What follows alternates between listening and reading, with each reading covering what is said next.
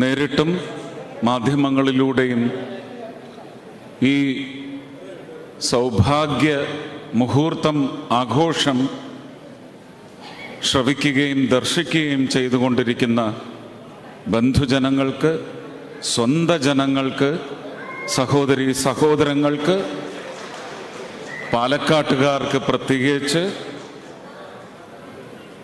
ഈ വേദിയിൽ ഉപവിഷ്ടരായിരിക്കുന്ന എൻ്റെ സഹോദരങ്ങളായ സഹപ്രവർത്തകർക്ക്, മൺമറഞ്ഞു പോയതായ ഈ പ്രസ്ഥാനത്തിൻ്റെ എക്കാലത്തെയും വറ്റാത്ത കണ്ണീർ രക്തസാക്ഷികളെ, കേരളത്തിലെ മുഴുവൻ രക്തസാക്ഷികളെയും സാക്ഷി നിർത്തി അവരെ മനസ്സിലോർത്തുകൊണ്ട് പുഷ്പങ്ങൾ അർപ്പിച്ചുകൊണ്ട് എല്ലാവർക്കും എൻ്റെ സ്നേഹ നമസ്കാരം.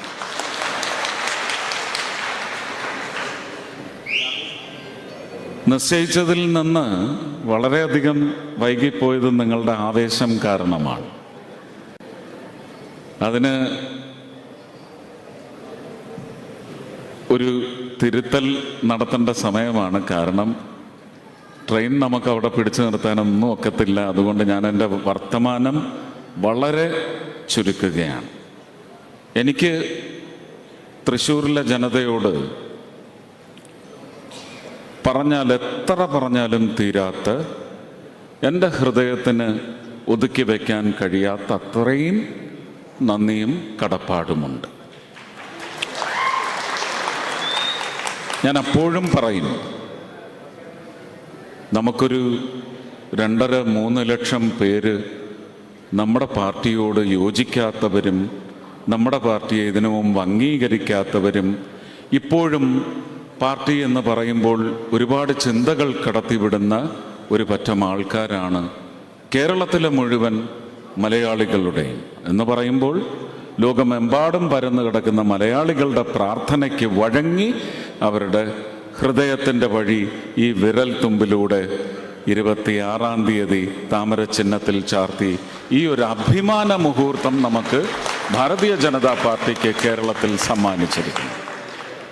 അതിന് ആരോടൊക്കെ നന്ദി പറയണം എന്നെനിക്കിപ്പോഴും നിശ്ചയമില്ല. ലോകത്തോട് മുഴുവൻ പറയണം.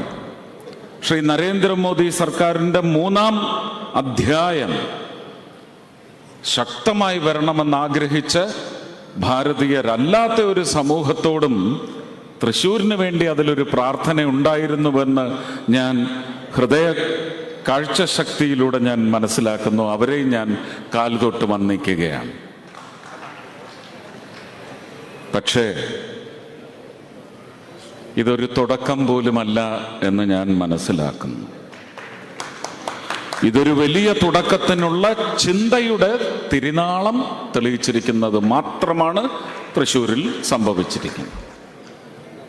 അവിടുത്തെ കാര്യകർത്താക്കൾ പ്രവർത്തിച്ച രീതി 1.5 വർഷം കാലമായി ഞാൻ നേരിട്ട് അവരോടൊപ്പം സഞ്ചരിച്ച് മനസ്സിലാക്കിയ തന്ത്രങ്ങളൊന്നുമില്ല.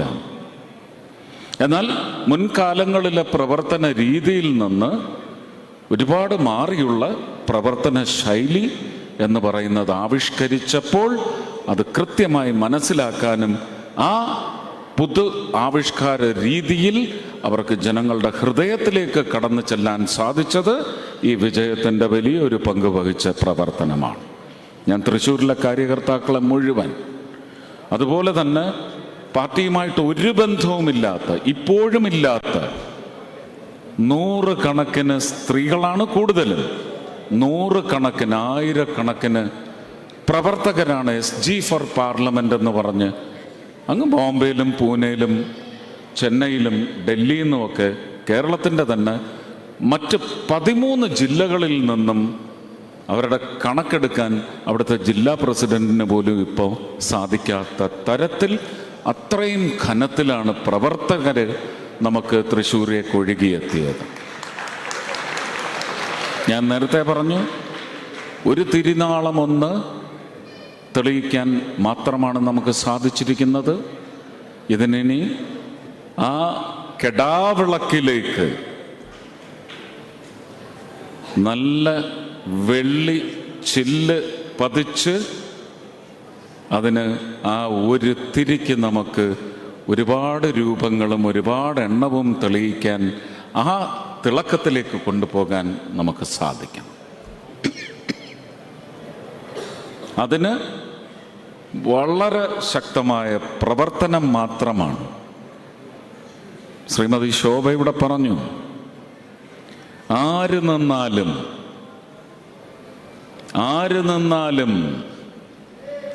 ജയിച്ചു വരണം, ജയിപ്പിച്ചു വിടണമെന്ന് പറഞ്ഞു. ആര് നിന്നാലും അല്ല, നിന്നാൽ ജയിക്കുന്നവർ നിൽക്കാൻ വരണം. കാരണം ഈ ജയത്തിൻ്റെ ഉത്തരവാദിത്വം തൃശ്ശൂരിലെ ജയവുമായിട്ട് ഒരിക്കലും താരതമ്യം ചെയ്യരുത്. അത് വലിയ ഒരു ശക്തി കേന്ദ്രത്തിലേക്ക് നിങ്ങൾ ഒരു കണ്ണി മാത്രമാണ് നൽകിയിരിക്കുന്നത്. കേരളം നിയമസഭയിലേക്ക് പാലക്കാട് നിന്നും ചേലക്കരയിൽ നിന്നും പോകുന്ന രണ്ട് തിരിനാളങ്ങൾ ഉറപ്പുവരുത്തേണ്ടത് 2026 സംഭവിച്ചാൽ അങ്ങനെ, അതല്ല അതിനു മുമ്പത് സംഭവിക്കുമെങ്കിൽ ഒരു 27 പേർ അതിനകത്ത് വരണം. കേരളം ആര് ഭരിക്കണമെന്ന് ആ 27 പേർ ചേർന്നെടുക്കുന്ന ശക്തി, ആ ശക്തി സ്വീകരിക്കുന്നിടത്താണ് ഭാരതീയ ജനതാ പാർട്ടി അവരുടെ നിലപാട്, അവരുടെ ഭരണ നിലപാട് എല്ലാം ഇവിടെ ശക്തമായി സ്ഥാപിക്കാൻ പോകുന്നത്. ഒരു കാരണവശാലും ഞാൻ നേതാക്കൾ അവരുടെ രാഷ്ട്രീയ പരിചയം വെച്ച്, സമ്പന്നത വെച്ച് അത് പറയും, അതിനവർക്ക് അവകാശമുണ്ട്. ഞാൻ വളരെ പ്രാക്ടിക്കലായിട്ട് പറഞ്ഞതാണ്.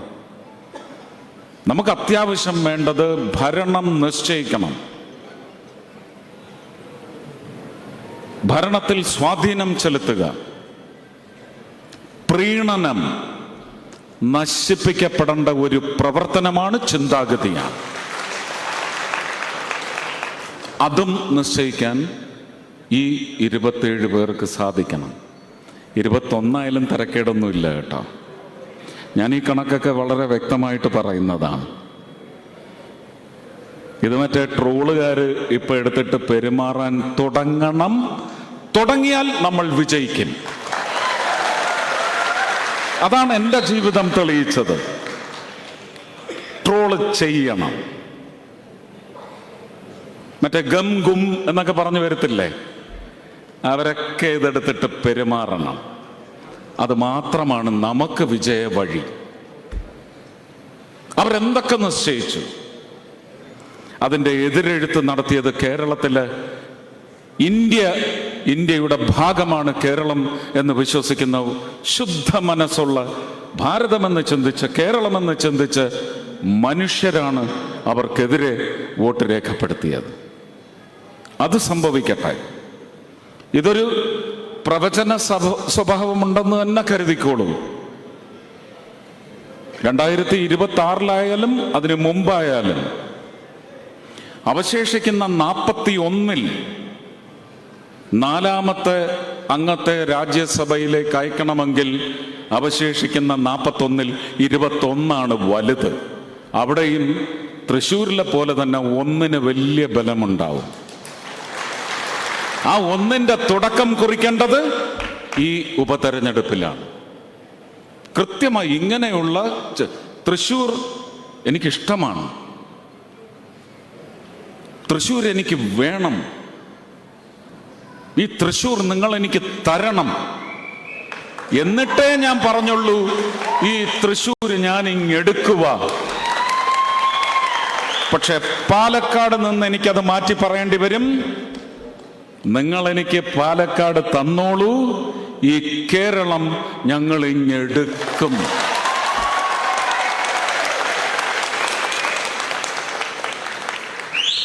ഇതും ആ ട്രോളോസ് എടുത്തിട്ട് ഇനി ഒന്ന് പെനത്തിയാൽ നമ്മൾ രക്ഷപ്പെട്ടു. ട്രോളോസ് എന്നാണ് ഞാൻ പറഞ്ഞത്. സംസ്കാരത്തിനേറ്റ ഏറ്റവും വലിയ ചൂതിയാണ് ഈ പ്രവർത്തനം.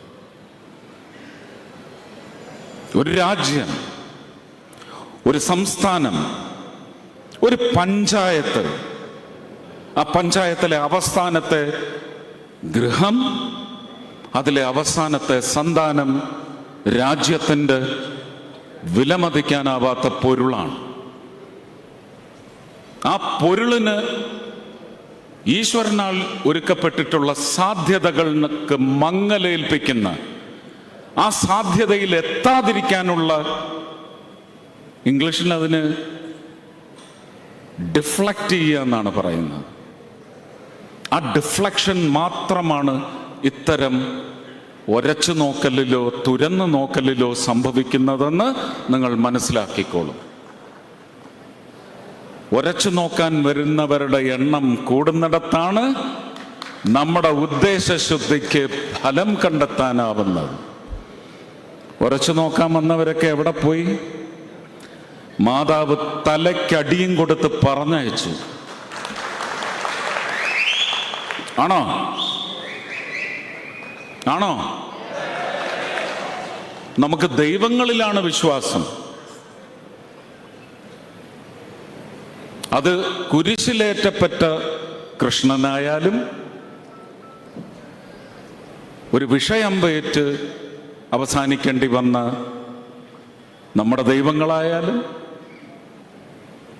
അല്ലെ, പുല്ലുവെട്ടി പരസ്പരം കൊന്നൊടുക്കിയ യാദവകുലത്തിൻ്റെ ദുരന്താവസ്ഥ, എല്ലാവരും നമ്മൾ ദൈവങ്ങളായിട്ട് കണ്ട് നന്മയ്ക്കെന്നും ഏൽക്കുന്ന അടി. പക്ഷെ നന്മയ്ക്ക് നൽകലിൻ്റെ ഒരു ഉത്തുംഗ ശൃംഗം ലഭിക്കും. അതിങ്ങനെ കാലഘട്ടങ്ങൾ മാറി മാറി ലഭ്യതയിൽ വന്ന് കലാശിക്കട്ടെ, ലഭ്യതയിൽ മാത്രം വന്ന് കലാശിക്കണേ എന്ന് പ്രാർത്ഥിച്ചുകൊണ്ട്, യോഗ്യമായ സ്ഥാനാർത്ഥികൾ, യോഗ്യരായ സ്ഥാനാർത്ഥികൾ ചേലക്കരയിലും വരണം, പാലക്കാട്ടും വരണം, വയനാട്ടിലും വരണം.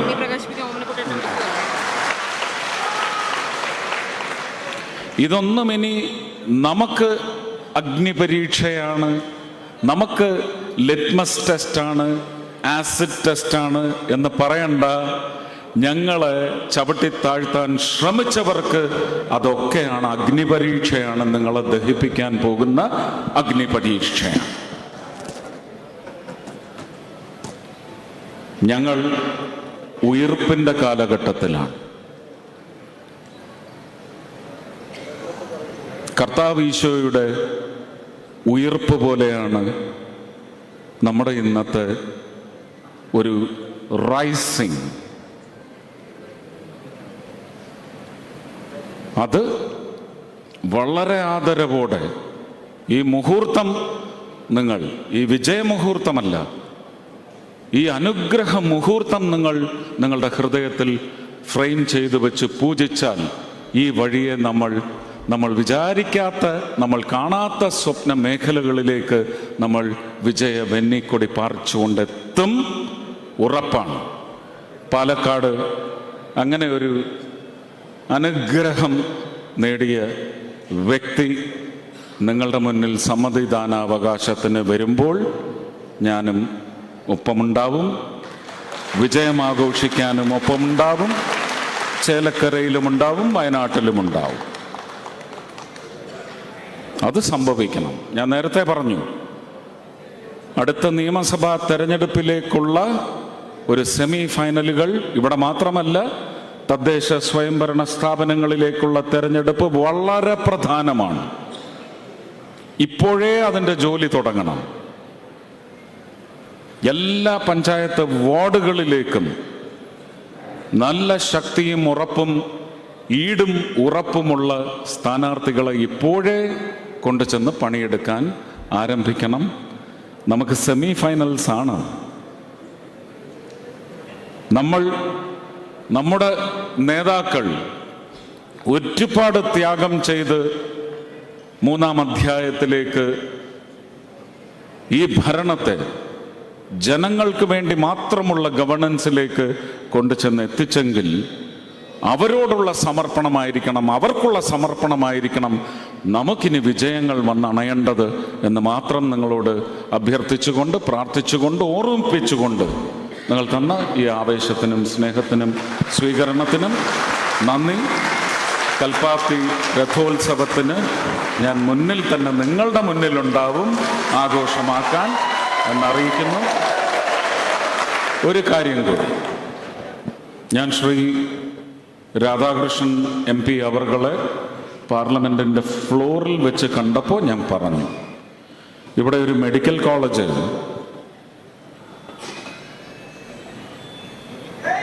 പട്ടികജാതിക്കാർക്ക് വേണ്ടി സ്ഥാപിച്ചിട്ടുണ്ട്.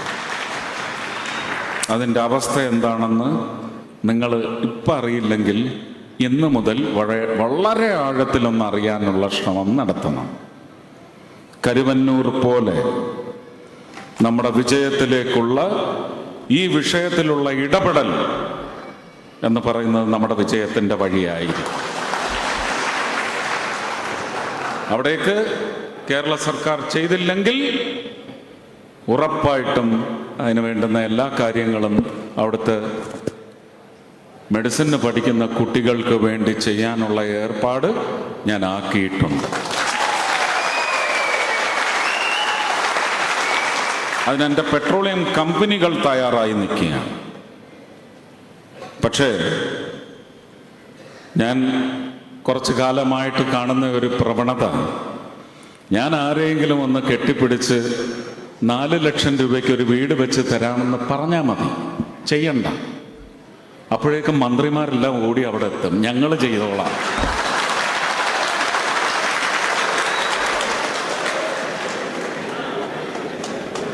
അങ്ങനെ പറഞ്ഞതല്ല, അത് ചെയ്യാനുള്ള വഴി ഞാൻ ഒരുക്കിയിട്ടുണ്ട്. മന്ത്രിമാരൊക്കെ പല വീടുകളിലും പോയ മന്ത്രിമാരെ അറിയാമല്ലേ. ഗുരുവായൂർ ആരെയോ അവഹേളിച്ചെന്ന് പറഞ്ഞ് ചാടിപ്പോയ മന്ത്രിമാരെ അറിയാമല്ലോ. അവരൊക്കെ ഇനി അങ്ങോട്ട് വീടുകൾ കയറി ഇറങ്ങട്ടെ, മെഡിക്കൽ കോളേജിലെ കുട്ടികൾക്കും ചെന്ന് വാഗ്ദാനം കൊടുക്കട്ടെ. അങ്ങനെ സംഭവിച്ചാലും സന്തോഷം. നമ്മളിത് നൽകി വിജയിക്കണമെന്ന് ഞാൻ ഉദ്ദേശിക്കുന്നില്ല. പക്ഷെ ലഭ്യത അത് പട്ടികജാതിക്കാർക്ക് നിഷേധിച്ചെങ്കിൽ പിന്നെ എവർക്കൊന്നും മറ്റേ നേതാവിൻ്റെ താങ്ങി അവിടെ വന്ന് പാർലമെന്റിൽ ഈ സർക്കസ് കാണിക്കാൻ ഒരവകാശവുമില്ല. വളരെ വ്യക്തമായി പറയുകയാണ്. വെറുതെ ഭരണഘടന എടുത്ത് ഉയർത്തി കാണിച്ചത് കൊണ്ടൊന്നും ആവത്തില്ല. ഹൃദയത്തിൽ അതുണ്ടാവണം. പാർലമെന്റിൽ TV-യിൽ വരുന്നത് കൊണ്ട് ലോകം മുഴുവൻ കാണും, കുറച്ച് കയ്യടി നേടാമെന്നല്ല. ഹൃദയത്തിലുണ്ടെങ്കിൽ അത് ജനങ്ങൾ നിങ്ങൾ കാട്ടാതെ തന്നെ മനസ്സിലാക്കും.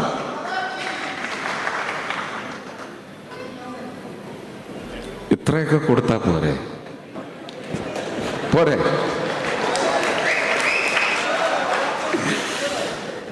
ബാക്കി നമുക്ക് നമ്മുടെ വിജയങ്ങളുടെ ഘനം അതുവഴി അവർക്ക് ഏൽക്കുന്ന പ്രഹരം വഴി നമുക്ക് കേരളത്തിലെ ജനങ്ങളോടൊപ്പം നിന്ന് അവരുടെ ആഹ്ലാദത്തിൽ പങ്കുചേരാനുള്ള ഭാഗ്യം, അതിനുള്ള കഴിവ്, അതിനുള്ള മികവ് നമുക്ക് നൽകണമെന്ന് ജഗദീശ്വരനോട് പ്രാർത്ഥിച്ച് അവസാനിപ്പിക്കാം. എല്ലാവർക്കും ഒരുപാട് സ്നേഹം, നന്ദി, നമസ്കാരം. നമ്മൾ എല്ലാവരും ഈ